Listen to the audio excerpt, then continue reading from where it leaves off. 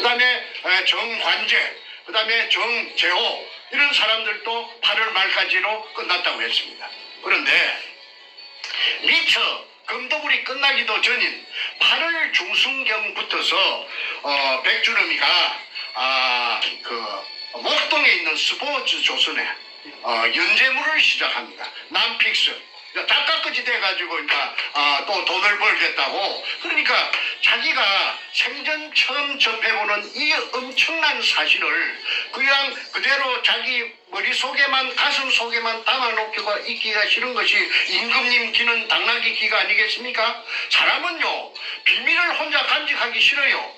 말을 하고 싶어요. 자랑하고 싶어요. 이런 본능이 있다고 저는 알고 있습니다. 그래서 이게 목동의 스포츠 조선을 찾아가서 연재물을, 지가 무슨 작가라고 연재를 시작하는데, 이 연재를 하면은 제가 경남 산청군 신안면 사람이기 때문에 제가 스포츠 조선은 저 시골까지 안 오니까 정충재는 모를 것이다 하는 아마 그런 생각으로서 안심하고 수도권에서만 스포츠 조선이 많이 팔리니까 한 것 같습니다. 그래서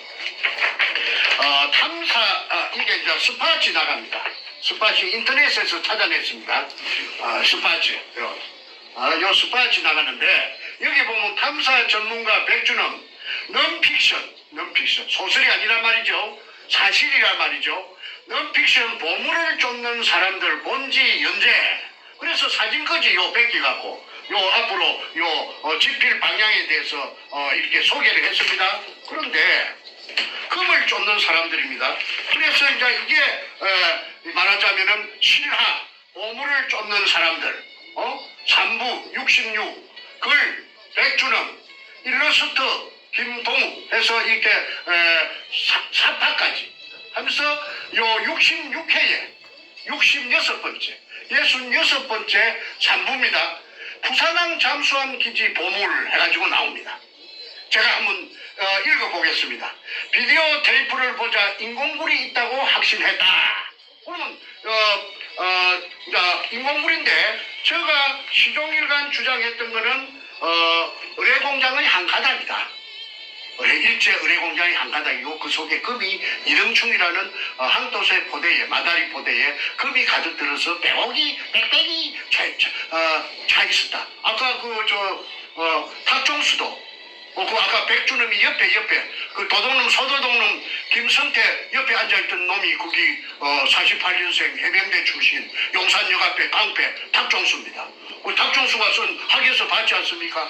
그것도 6월 7월 8월 말까지 독을 했다고 했거든요. 금독을 했다고 했거든요. 그런데 이 정작 본인 작가님 백준엄 사이코패스께서 실화 보물을 쫓는 사람들, 스포츠 조선 연재 제66회 부산항 잠수함 기지 보물, 이걸 연재를 하는데, 이게 바로 아까 제가 뚫어서 찾았던 수평굴의 정체가 나타납니다. 이거는 바로 발언을 해놨어요. 이거는 거짓말 아닙니다. 그러면 어제 기자회견 할 적에 그거 보니까 쓰레기 한글이 적혀가 있는 쓰레기 포대에 돌이 담긴 포대가 굴 속에 널브러져가 있었는데, 딱 차가 있지 않고 알이 각 차가 아니고 구석에 처백기가 있었죠. 그런데 그거는 이등충이라고 적히는 금편이든 포대는 자기네들이 다 독을 하고, 그 다음에 아까 박수웅이 구린 것처럼 위장하기 위해서 지상에서 그 포대를 갖다가 구해가지고 와서, 자갈치 시장에 가면 그 봉포대 파는 상해가 많이 있어요. 거기서 구해가지고 와서 쓰레기, 보로꼬, 그 다음에 나무 토막 등을 집어넣어가지고 마치 금이 없었던 것처럼 쇼를 위장해서 나타내려고 연출해 놓은 거라 하는 거는 제가 주장하는 것입니다. नमस्कार भाई और बहन, ऑल इंडिया की सर्विस में आपका स्वागत है. 거라 하는 거는 제가 주장하는 것입니다. 그런데 그 포대 속에는 낡은 포대도 있고 새 포대도 있습니다. 그 사진이 다 있습니다만은 시간 관계상 생략합니다. 그거는 낡은 거는 뭐냐 하면은 박수웅이 굴하고 연결로 시켜가지고 소리 안 나는 하약을, 무슨 하약이, 무슨 무진동 하약이 있답니다.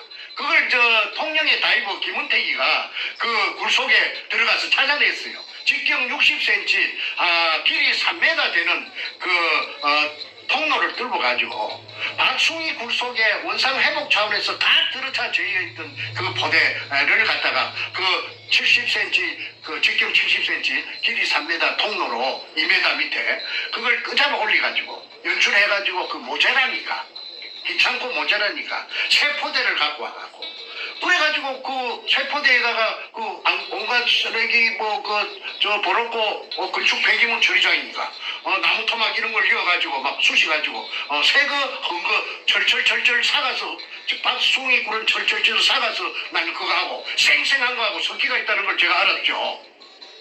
그런데 이거는 YTN 황보현이라고 지금 일본 동경 특파원으로 가가 있는 사람이 있습니다. 이 사람이 신촌래기 기자 때 울산 담당이었는데 이 기자가 문현동의 금도굴의 방금 말한 포대, 세포대, 흠포대의 묶이는 포대의 조덩이를 갖다가 딱 홀치는 걸 갖다가 인계철선이라고 공사장에 철근 엮는 철사가 낭창낭창한 게 있는데 그걸 갖고 숙달된 기술자들은 착 일시에 묶어버리는데 얘들은 그런 기술이 없으니까 그냥 굵은 젓가락 같은 철사를 가지고 막 투락하게 막 구멍을 억지로 뚫어갖고 해놓은 것을 이거는 조작한 것이다고 황보영 기자가 의혹을 제기한 적이 있습니다. 그 이후에 울산 현대백화점 앞에서 한 기자를 갖다가 납치하려고 이놈들이 억지로 차에 태우려고 난리를 치겠던 적도 있습니다. 어쨌든 그거는 지나간 일이니까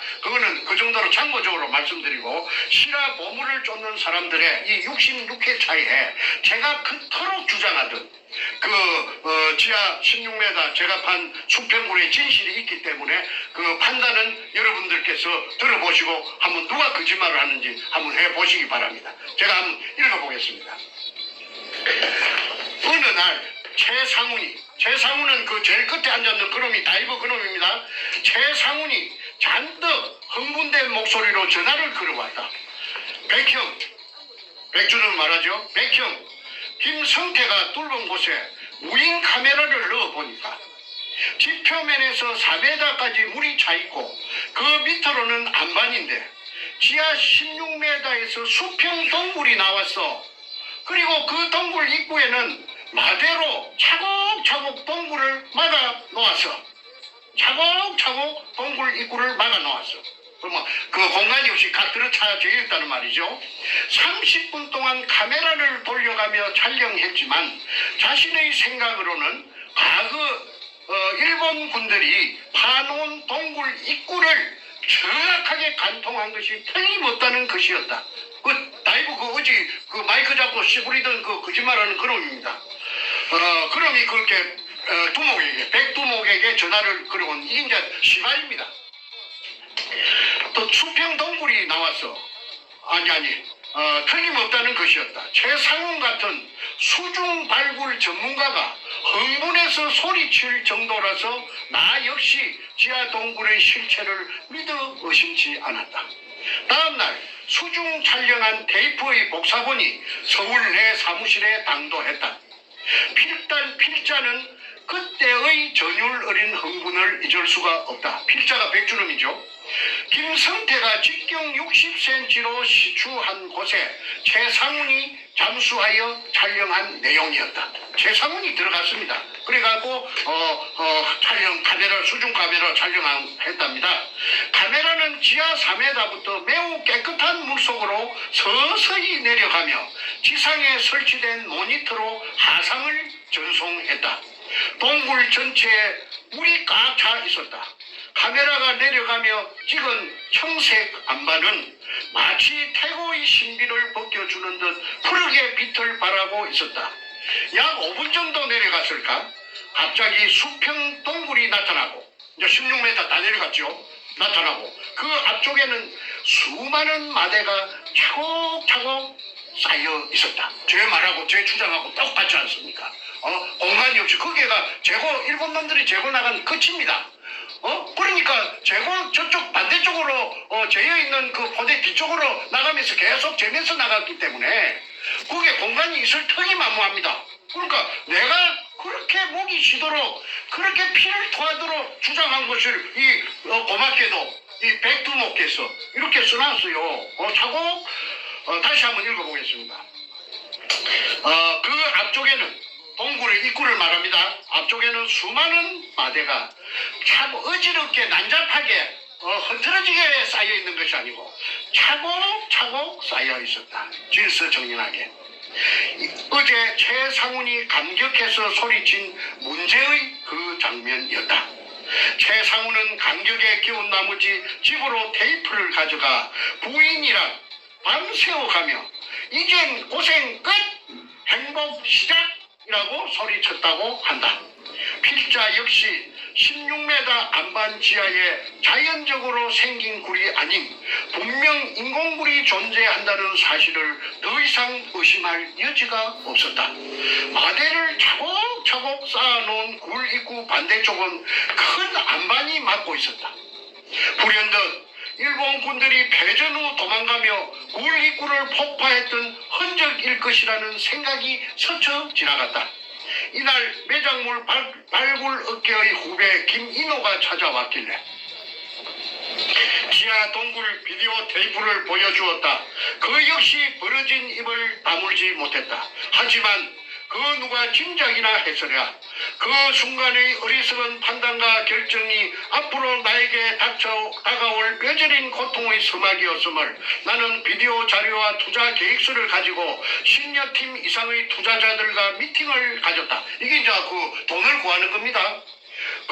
그러나 결과는 기대를 완전히 비껴갔다. 당시의 정국은 7개월 이상 이용호 사건으로 요동치고 있던 때였다. 이용호라는 진도의 죽도의 보물이라고 그 게이트가 국회에서 청문회가 열렸죠.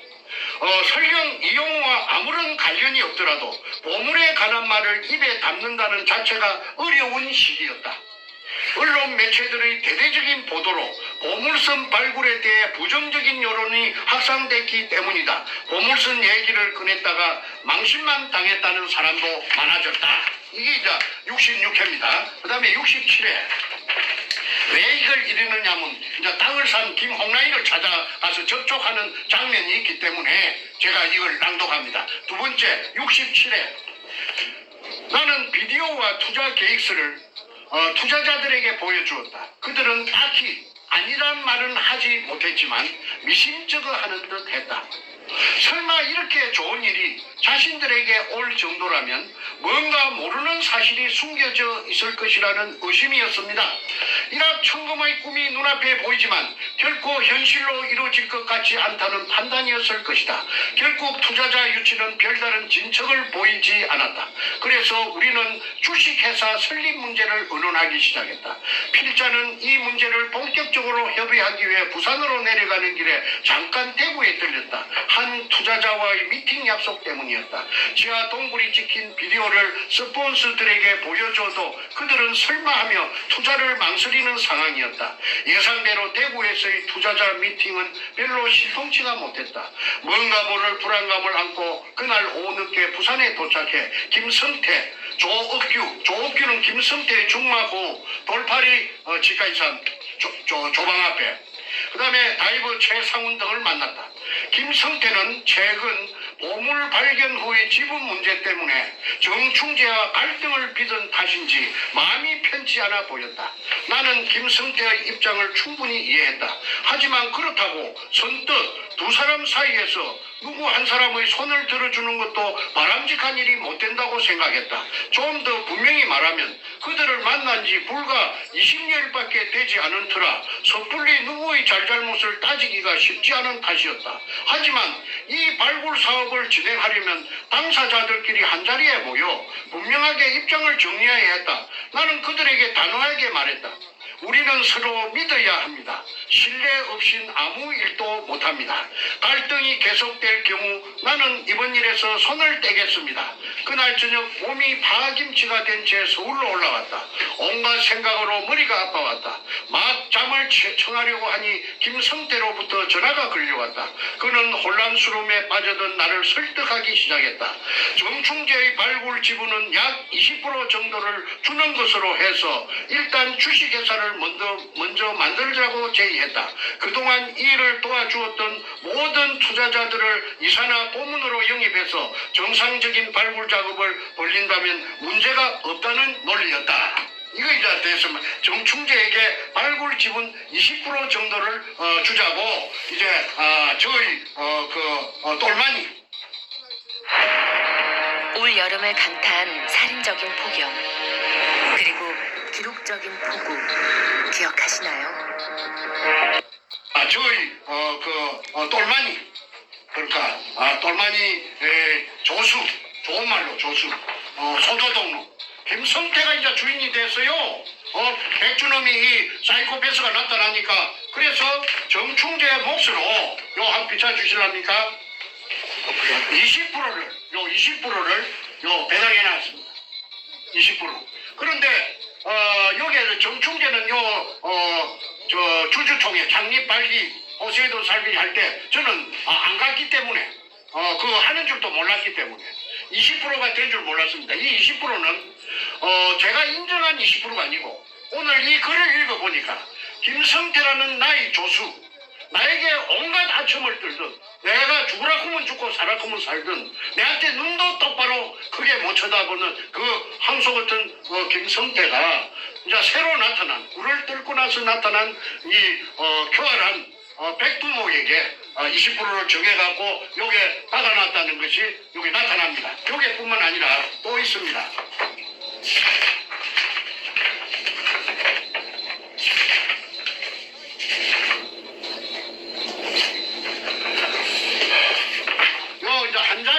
요 한 장에 최종 주식 배분 및 주주 명단에 제일 처음에 정충재를 얹어놨습니다. 정충재에게 보유할 주식주 2,000주를 주고 비율은 20%. 그 다음에 비고란의 기존 발굴자 인정해놨어요. 제가 떨궜다는 걸 인정해놨어요. 기존 발굴자. 그런데 여기에 보면은 요 밑에 저 도장이 찍혀가 있죠. 이게 참석한 아까 5월 13일 날 남포동 피닉스 호텔에 참석했던 그 참석자들 명단입니다. 그런데 말하자면 정간제도 내 동생도 이미 이때는 요게 내 몰래 요게 오라고 이놈들이 콜링을 해가지고 와갖고 아까 1,000만 원 준다고 집을 가서 썼지요. 그 다음에 집은 또 100분의 1을 준다고 해가지고 정관제도 있고 그 다음에 정성재 지금 신라통 들고 문재인이 지역구 사무실에 들어가가 진역 살고 있는 넷째 정성재도 요 자필로 정성재 써갖고 지장 찍어놨습니다. 그 다음에 이런 짓거리를 했습니다. 그래 놓고는 할 말이 없으니까나 정충재를 배제시키기 위해서 권력을 등에업고 최고 권력 청와대 이상 최고 권력이 있나요? 청와대에서 최고 어른인데 제일 높았는데 그거하고 짱짱이 됐으니까 거칠 것이 없겠지요. 무엇을 그렇게 모시겠습니까? 그러니까 마치 나라에서 허가내 준 것처럼 그냥 일사천리로 이런 강크게 이런 글을 써놨죠. 자, 다시 글 계속하겠습니다. 나는 김성태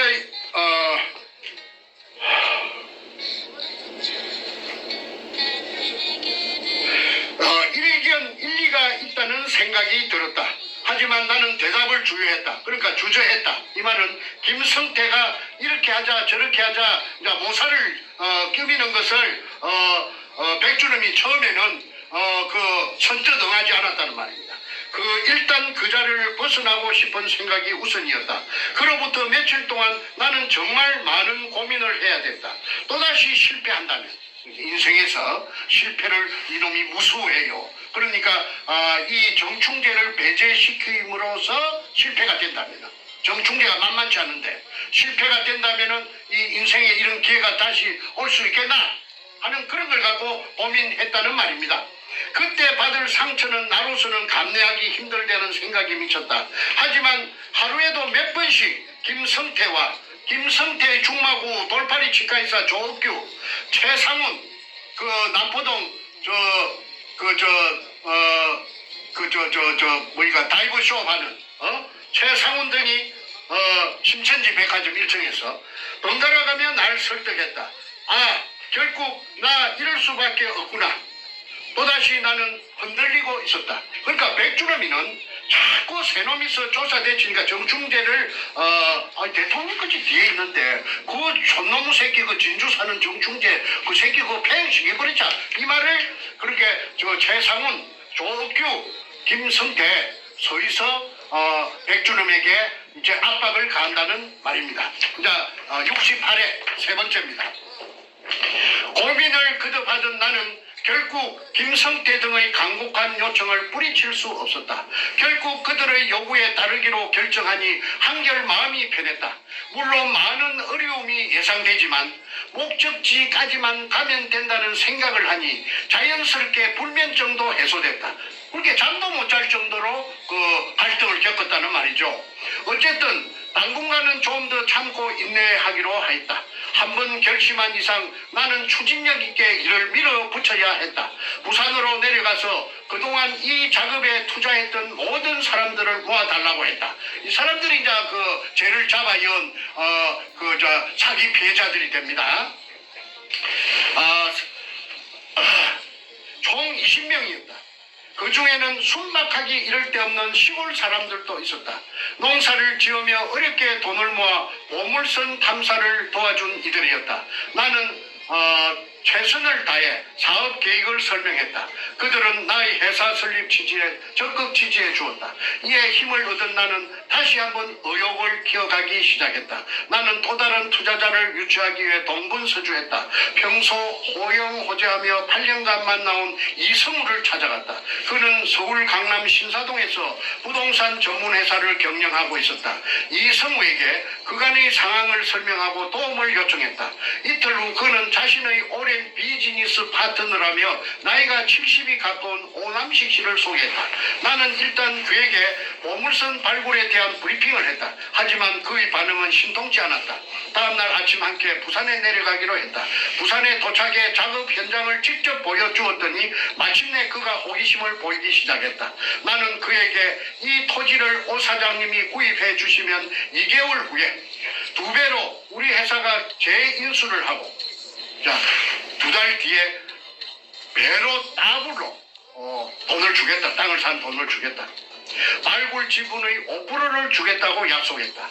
오남식은 연륜이 쌓일 대로 쌓인 부동산 전문가였다. 그는 지하 동굴에 카메라를 내려보내서 자신의 눈으로 직접 확인이 되면 곧장 내일 계약을 하겠다고 했다. 하지만 당시 상황에서는 카메라를 수직으로 시추한 굴에 내려보내는데 또 다른 장애물이 가로막고 있었다.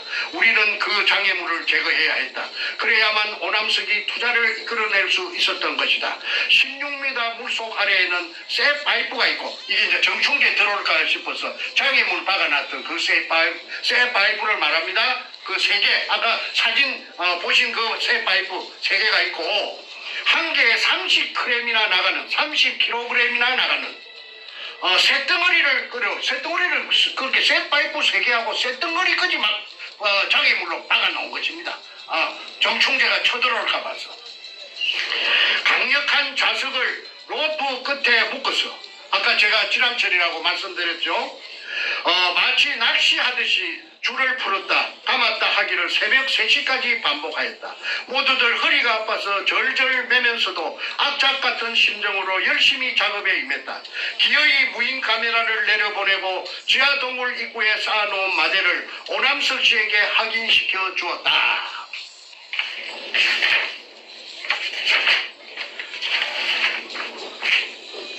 다시 66, 67, 66 네 번째입니다.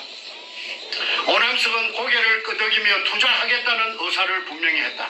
그나마 다행이었다. 호텔로 돌아와 몇 시간 눈을 붙이는 둥 마는 둥 하고 이튿날 바로 계약을 체결했다. 계약금은 서울에서 주겠노라며 서울로 가자고 했다. 이제나 저래나 계약금만 기다리던 내게 또다시 땅이 꺼지는 듯한 소식이 들려왔다. 주위에서 반대가 심해 정식 계약이 힘들다는 연락이 온 것이다. 새벽까지 불을 밝혀가며 장애물 제거와 촬영을 위해 혼신의 힘을 쏟았던 김성태, 최상훈 등을 생각하니 밤잠을 이룰 수가 없었다. 하지만 여기서 주저앉을 수는 없었다. 다른 투자자를 찾아 나섰다. 문득 떠오르는 얼굴이 있었다. 4년 전부터 알고 지내던 김홍랑 씨였다. 4년 전부터 전라도 광주에 그 청와대 그 여자 기공사 김대중 대통령의 기공사 김홍란이를 집은 광주 아까 광주시 서구 지평동 금호쌍용 아파트라고 했죠. 그 여자가 등장합니다. 그녀는 어렸을 때부터 신통력을 지닌 사람으로 유명했다고 한다. 그녀의 손이 닿은 환자들이 완쾌됐다는 소문이 나자 병을 치료하기 위해 찾아오는 사람들로 운전성시를 이루었다고 한다. 그녀는 한때 신앙생활도 했지만 보이지 않는 초능력의 세계를 완전히 잠재울 수는 없었다고 한다. 나는 그녀에게 전화했다. 6개월 전 한 번 통화한 기억이 있었기에 혹시나 목소리를 잊어버린 것은 아닐까 조바심도 났다. 하지만 그녀는 전화를 받자마자 특유의 정감 어린 목소리로 반가움을 표시했다. 내일 시간이 있으면 부산에서 만나자고 했더니 흔쾌히 승낙했다. 잠시 후 그녀는 다시 전화를 걸어와 비행기 편이 없어 성룡차로 가겠으니 내일 오전 11시 부산에서 만나자고 약속했다. 나는 뭔가 희망이 있을 것 같은 예감이 들어서 부산의 최상훈과 김성태에게 손님 맞을 준비를 하도록 당부했다. 약속대로 김홍랑 씨는 모습을 드러냈다. 나와 최상훈, 김성태 등은 그녀를 상대로 다시 브리핑을 시작했다. 그동안 꼼꼼히 모아온 자료도 제시했다. 그리고 그녀를 직접 시추 장소로 데리고 갔다. 시추 장소가 아니라 제가 뜰은 그 수직구로 따라갔다는 말입니다. 장소에 도착한 그녀가 해준 말은 다시 한번 나를 어리둥절케 했다. 내가 여기 있는 한 건설업체 회장님을 치료하기 위해 매주 부산에 오는데 꼭 이것을 지나쳐 가거든요. 한데 이상할 만큼 이 장소에서 꼭 뭔가 있을 것만 같은 암시를 받았는데 그런데 오늘 내 자신이 진짜 이 자리에 서 있게 되다니 우연치고는 너무나도 기이하지 않나요? 그녀의 말처럼 필시 이날 우리의 만남에 뭔가 보이지 않는 인연의 끈이 작용한 것일까? 아니 나는 사실 억지로라도 그렇게 생각하고픈 심정이었다. 40m 높이의 시멘트 옹벽을 응시하던 그녀는 저 옹벽 뒤에 뭔가 반드시 숨겨져 있다고 말했다. 나는 그녀를 최상훈의 사무실로 데리고 가 최상훈의 사무실이 자갈치 시장 입구에 있는 신천지 백화점 1층의 다이버숍을 말합니다. 동굴 안을 촬영한 비디오를 보여주었다. 그러니까 제가 뚫은 그 동굴 수직구 밑에 수평 굴속을 찍은 사진 비디오를 보여주었다 이 말이죠. 한순간도 놓치지 않으려는 듯 그녀의 눈은 반짝거렸다. 갑자기 수평 동굴이 나타나면서 이었고 켜켜이 쌓아놓은 국방색 마대가 드러나자 그녀는 갑자기 핸드백을 열고 전화기를 꺼내 들었다. 그녀의 남편에게 하는 전화였다. 그녀는 황급히 남편을 호출한 후 나와 함께 자갈치 시장의 한 호텔 커피숍으로 자리를 옮겼다. 그리고는 희망적인 답을 주었다. 이번 일은 내가 직접 투자해보고 싶다는 것이었다. 그래도 가정이 있는 사람으로서 남편에게 동의는 구해야겠다는 말도 덧붙였다. 자, 이게 진실입니다. 이게 지어내서 쓸 수 없는 거죠. 그놈 새끼가 그 사이코패스가 무슨 지가 소설가라고 이걸 지어내 쓰겠어요? 실화라고 했는데. 자, 나는 투자 조건을 설명했다. 토지 매입만 해주시면 됩니다.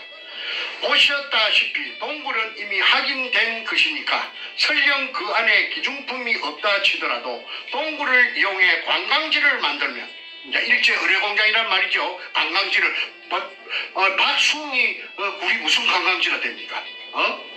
사업성이 있지 않겠어요? 그리고 만약 보물이 나왔을 경우 국가 지분과 세금 등을 뺀 금액에서 5%를 지분으로 내놓겠습니다. 그녀는 이런 내 제의에 매우 만족해했다. 그러면서 만약 발굴이 성공해서 그런 행운이 내게 온다면 어려운 사람들을 위해 봉사단체를 만들고 싶다고 했다. 잠깐만 여기서 설명 좀 하겠습니다. 이 여자가 지금 부천역 앞에 1000억대의 빌딩을 가지고 있고 그 남부터미널 위에 그 큰 높은 아파트 110평에 살면서 온갖 호의호식을 누리고 기부인으로 행세하고 있답니다. 벤츠 마이바 600을 타고 다닌다고 제가 어떤 정치인에게 들었습니다. 자, 계속하겠습니다.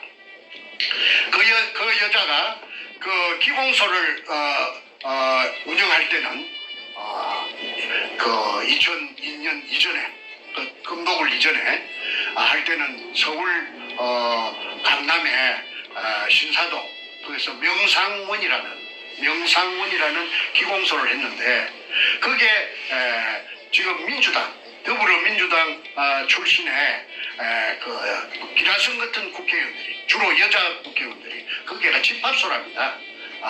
그리고 동경에서도 이 여자가 소문이 났더라고요. 그러니까 돈이 없는 사람들은 상대하지 않고 아주 VIP들만이 상대를 하는데 이 여자가 그 업소 명상원에 일주일에 나흘 있고 3일은 자기 집이 있는 광주 서구 지평동 금호상용 아파트에 있다가 4일은 서울 3일은 광주 하는데 그때 어떤 정치인이 그 이름 들미면 다 압니다만은 그 정치인이 이 여자에게 기공 수련을 한 2년 반 정도 받으러 다녔기 때문에 이 여자를 잘 안답니다.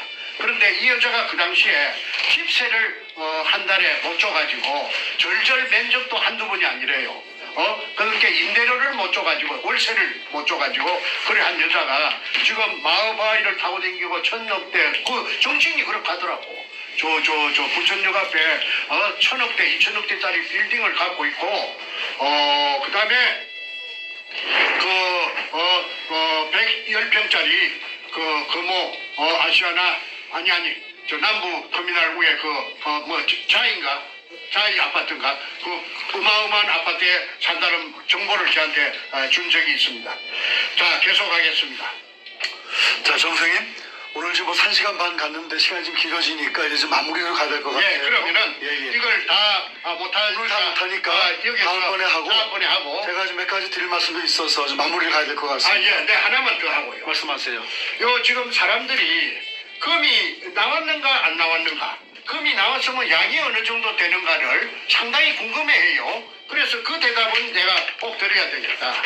그런데 이게 보면은 이렇게 도굴투모 사이코패스 백주름이 가방에서 나왔는데 여기 보면 노란 칠이대가 있습니다. 노란 칠이대가 있는 것은 여기에 보면 여기 노란 칠이 여기 뭐냐면은 금은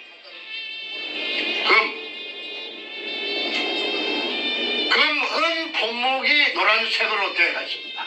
이거는 공업용 보석 다이아몬드고 그 다음에 뭐 이게 품종 미상도 있고 수원도 있고 뭐 여러 가지 있는데 어쨌든 이 금이 노란 색깔은 전부 금입니다.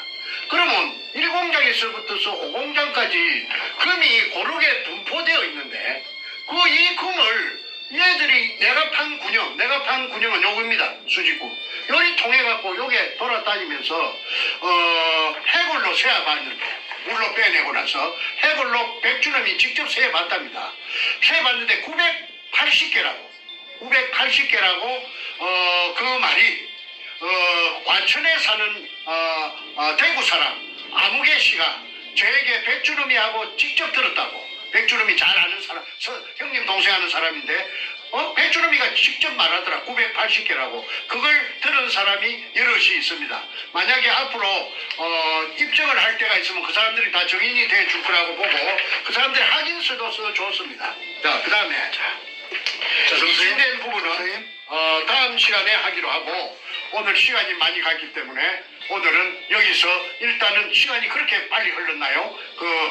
제 언급하는 것 설명은 그만하기로 하고 질문을 받아보겠습니다. 자, 정선생님, 오늘 뭐 제가 이제 마무리하는 차원에서 몇 가지 질문을 드리고 또 드릴 말씀이 좀 있고 하니까 오늘은 제가 이제 같이 하려고 그러다가 정선생님께서 그 백준홈 기자회견을 본 이후에 워낙 거짓말이 많고 또 정확한 사실을 국민들이 알게 해야 되기 때문에 정확한 그 거짓에 대한 설명과 그 다음에 증거를 제시하는 그런 시간을 갖고 있습니다. 자, 일단은 그 어저께 나온 그 백준홈의 재산 비포 앤 애프터 우리가 방송을 했는데 그 방송에 올라온 저 댓글 중에 제가 중요한 댓글을 제가 하나 좀 읽어드리고 그걸 질문으로 드리겠습니다. 답을 좀 주시면 감사하겠습니다. 자, 어저께 7월 27일 금요일 방송, 저희 방송에 이런 질문이 있었습니다. 김필영 씨라는 분이 쓰신 글인데, 정 선생님, 어뢰공장 금을 직접 정 선생님 눈으로 확인 못하셨는데 그 안에 금의 양을 확언하시는 부분 설명이 필요합니다. 그리고 징용당해 어뢰공장 인부로 일하다 돌아가신 분들의 위고래 숫자 증거도 확인되신 부분 설명 부탁드립니다. 끝까지 진실하게 임해주세요. 두 분 수고 많으십니다. 자, 금의 양에 대한 확인과 위고 숫자 증거 확인. 그 자료에 혹시 건에 있어요? 네, 제가 말할게요. 네. 그 증거도 좀 보여주시면서 설명해 주십시오. 첫째, 이 리차드 로리스라고 그 미 CIA 극동 담당 책임자가 있습니다.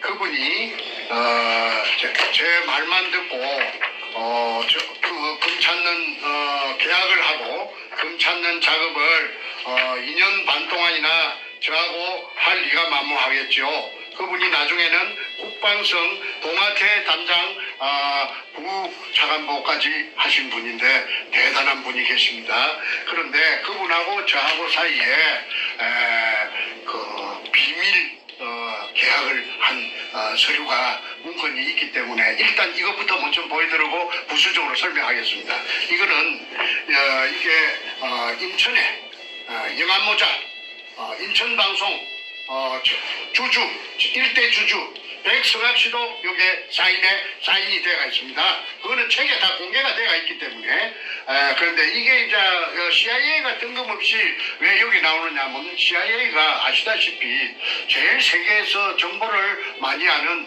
그 정확한 정보를 아는 근데 이분은 중국에서 일본 군들이 약탈했다는 것을 45년 5월 한 달 동안 이걸 알아내 가지고 한국에 30년 내가 만날 당시에 거슬러서 30년 전에 한국에 이거 찾으러 왔답니다. 그래서 내하고 그 50대 50의 지분으로 계약을 했죠. 그 계약서를 작성했던 변호사가 내가 구멍을 팠던 부산시 남구 문현동 그게 국회의원이었던 김무성이의 처남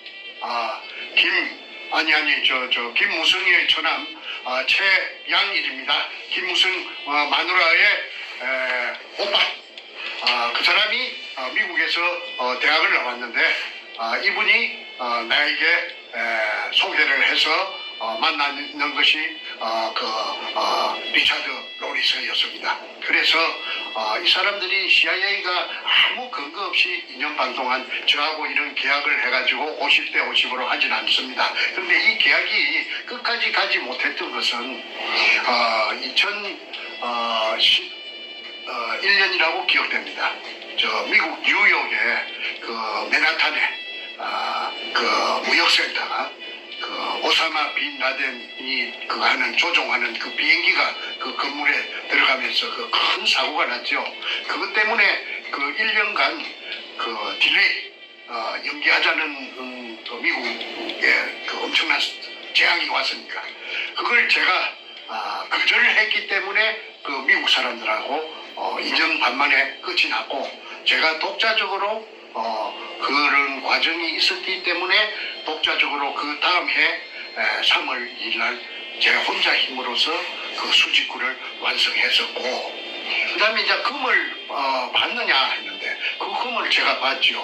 이 책 속에 책을 안 읽어보신 것 같은데 이 책 속에 백주름이 두목의 호주머니에서 나온 250g짜리 금편의 사진이 대체가 되어 있습니다. 그래서 그 금을 금덩어리를 호주머니에 이어가 당겼던 이유는 아마 투자자를 모집하려면 금을 보여줘야 되니까 그래서 금덩어리를 그 호주머니에 이어가 있다가 피해자가 조폭들에게 뭐 긴 이야기는 그 번거로우니까 생략합니다. 조폭들에게 납치를 당해가지고 그 지리산까지 가게 됩니다.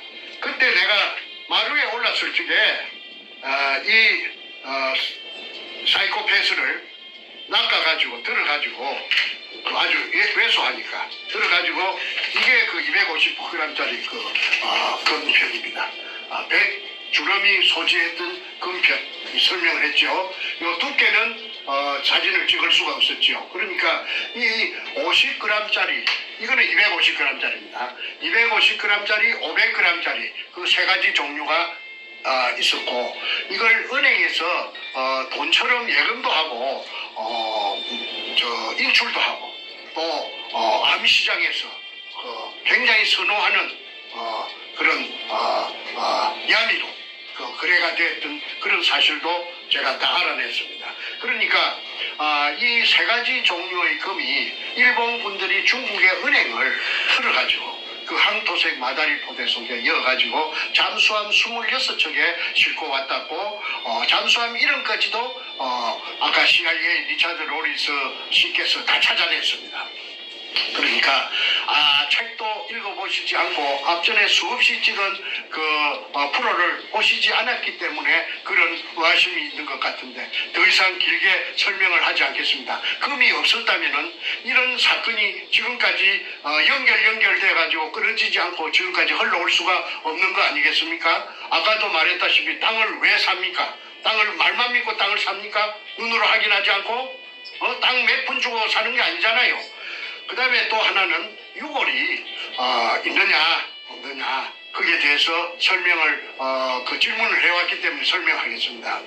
그 유골이 있다는 걸 제가 암시받은 것은 재판을 하면서 아까 그 소도 돋는 것들 김성태가 거짓말로 일관했는데 판사 앞에서 하는 말이 왜 그 꿇어 앉아서 수박 잘라놓고 돼지 대가리 놓고 그 밤중에 그 앉아갖고 고사를 지냈느냐 하니까 엄격길에 이놈이 하는 말이 일제시대 때 끌려와 희생된 수많은 우리 조선 청년들의 영혼을 위로하고 하는 그런 말이 재판 기록에 찍혀 있고 제가 그 옆에서 그걸 들었습니다.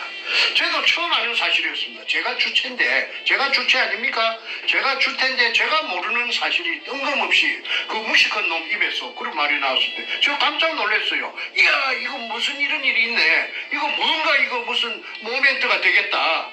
그래서 그날 그 재판을 받고 구치소에 돌아와서 아이고 이제 살았다. 유골이 그 산팀끝이 있는 거다 생각하고는 수많은 조선 청년들의 영혼을 원혼을 위로하고 말이 나왔습니다. 이것만 부각하면은 살겠네. 이래가지고 만세를 불렀던 기억이 생생합니다. 그 후에 동으로 서로 남으로 북으로 댕기면서 사방 알아봤지만 어디 알아볼 데가 없었는데 어느 날 때 얼마 전에도 방송에서 이야기했습니다. 자다가 가위가 눌려가지고 새벽에 깨가지고 멍청하게 앉았는데 텔레비를 켜니까 밑에 자막이 지나가는데 태평양 전쟁 무슨 어쩌고 저쩌고 지나가서 그 다시 한참 만에 글자가 돌아오는 것이 뭔가 본게 태평양 전쟁 생존자 협회라 하는 데가 자막이 뜨더라고. 그래서 그 다음날 그 전화로 114에 물어가지고 그 할아버지들이 봤는데 종로 어디라고 하더라. 삼가 어디라고 하더라. 그리고 그 찾아가서 내가 선태수라는 그 80이 넘은 그 당시에 그 회장님하고 이제 앉아서 대화를 합니다. 아니 나를 어떻게 찾아왔어? 아니 저는 요 태평양 전쟁 생존자 협회 그런 단체가 있는 줄도 몰랐는데 오늘 그렇게 알고 내가 불가실히 찾아온 것은 내가 궁금한 게 있었습니다. 말해보시오. 아니 부산 문현동에 일제 의뢰공장이 있고 거기에 근무하던 무슨 사람들이 혹시 없을 그 회장님이 아시는 사람이 알 수가 없는가요? 했더니 그분의 눈에서 갑자기 그 큰 눈물 방울이 두세 방울, 세 방울, 네 방울인가 모르겠습니다. 투둑 떨어지더라고. 그래서 내가 무슨 그 실수를 했는가 싶고 깜짝 놀라서 아니 왜 그러십니까? 하니까 아이고 좀 한 서너 달 전에만 좀 찾아오지. 와 인자 왔네. 그게 뭔 말입니까? 아니 내 친구 그 진동식이라고 그 중마고우가 있는데 1920년생. 그런데 내 친구가 그 부산 문현동에서 의뢰공장을 일제 때 팠다. 어떻게 팠느냐 하면은 진해 해군부로 징용영장을 받고 끌려갔는데 한 동네 청년 3명이 대구 뭐 대공동인가 어디서 갔는데 이 진동식 씨는 그때 결혼 6달 됐을 때 새 신부를 그 집에 남겨놓고 이제 징용 영장 받았으니까 진해 해군부로 갔다 이 말이지. 그런데 6달 뒤에 그 뭐 6달인가 5달 뒤에 첫 아들이 태어났는데 그 아들이 43년생 속초에 계시는 진아무개 씨입니다. 저 이름은 제가 앞전에 밝혔는데 혹시 그분에게 누가 될까 싶어서 진아무개 씨라고 합니다. 그런데 이분이 그 6달 된 갓난쟁이를 얻고 면회를 하고 싶어서 그 부대에다가 편지 온 부대에다가 부대장에게다가 면회를 하고 싶다고 아들을 낳았으니까 아들을 애비가 봐야 될 거 아니냐. 그랬더니 면회를 오라고 하더랍니다. 면회를 언제 오느냐면 한 달에 면회가 한 번밖에 안 된다. 그것도 보름날, 달이 밝은 날에 제일 밝은 한 달 중에 제일 밝은 밤을 보름밤이라고 하죠. 그 보름밤에 면회가 한 번밖에 안 되니 돌아오는 보름인 몇 년 몇월 며칠 날 낮에 몇 시까지 그 통제부 해군 통제부 앞으로 오너라 지내. 그래서 그 아기를 얻고 대구에서부터 가니까 전국 각지에서 그 면회 온 사람들이 한 40-50명 되더랍니다. 그런데 밤이 해가 꼴까닥 질락하니까 조금 어두워 질락하니까 부대 안으로 들어오라고 하더니 따라 들어가니까 부두가 있고 바다가 있고 그 바다에 배가 한 2척 엔진을 걸어놓고 작은 배가 있더랍니다. 그래서 그 배를 타고 밤바다를 한 2시간 정도 휘황찬란한 보름달이 비추는 밤바다를 어딘 줄도 모르고 그 타고 갔는데 그게가 지금의 칠부두 앞인 문현동 바로 의뢰공장 그 있다는 그 옹벽 그 바로 바닷가입니다. 그래서 그 어떤 지정해 주는 텐트 안으로 들어가니까 그 들어가서 기다리니까 그 진동식 남편이 왔더랍니다. 그래서 남편이 하는 말이 저 건네 아들도 안아보고 처음으로 안아보고 저 건네 불빛이 바다 위에 희망찬란하게 출렁이는 그거가 부산이다. 여기는 부산이 아니고 동래군 서면 우합니다. 그리고 내가 저 뒤에 나저막한 산, 그거가 이제 현장입니다. 그 산 근처 그 옹벽입니다. 나저막한 산 밑에 굴을 파는데 의뢰공장이다. 그 의뢰공장 속에 약 1000명이 3교대로 그 굴을 하루 종일 굴을 파고 있는데 나는 하약 발파 기술자이기 때문에 그중 월급도 많이 받고 대우도 좋다.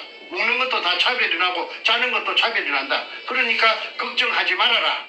그래서 진봉술 여사께서 지금은 고인이 되셨습니다만은 부산 문현동에 자기 남편을 갓난쟁이 그 아들 지금 70대 중반이 훨씬 넘었죠. 진영한 씨를 얻고 면회 갔던 것을 진영한 씨도 어른들한테 들은 걸 그대로 내한테 증명했고 자필로서 그 다음에 진영한 씨는 금봉술 씨는 초롱 같은 기억력으로 제게 자필 사실 진술서를 썼습니다. 여기 있습니다.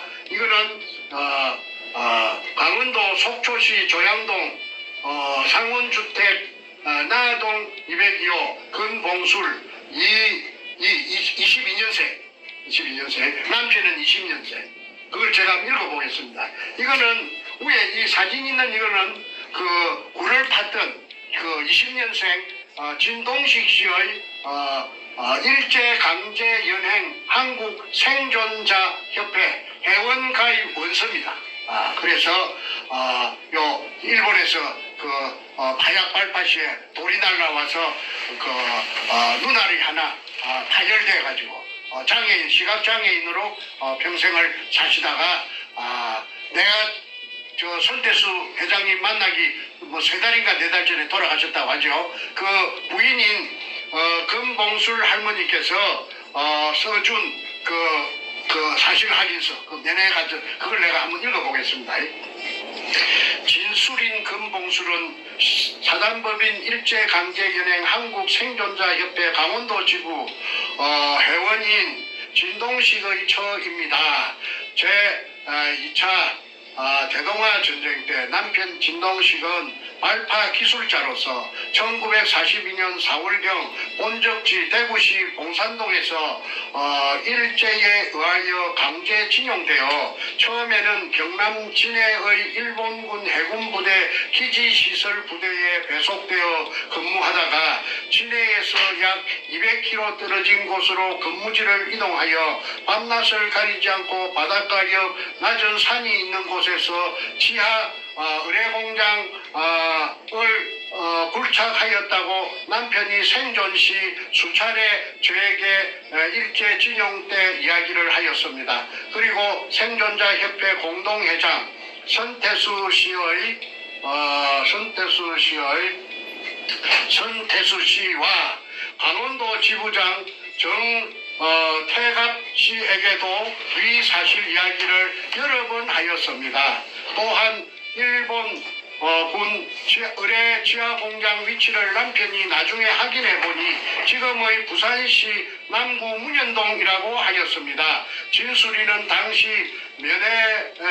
면회를 일본군에게 신청하였더니 면회 신청을 15일 후에 지하 비밀 공장이 거리가 떨어진 곳에서 한 번 면회한 사실이 있습니다. 그 후 44년 10월경 일본 규슈 사세보 해군기지로 이동되어 남편이 이제 전출되어 가서 발파 작업 중 왼쪽 눈이 실명되어 사세보에서 1945년 8월 10월 해방이 되어 고향인 대구로 귀국하였습니다. 금봉술은 위와 같이 사실 경과대로 진술합니다. 2005년 6월 11일 위 진술인 금봉술 할머니 도장을 찍어놨습니다. 그래서 이 사실이 재판할 적에 나타났고 천명이라 하는 거는 여기서 진동식 씨가 확인을 해줬기 때문에 3교대로 판다는 것도 알았고 그 명단은 국가기록원에서 입수하여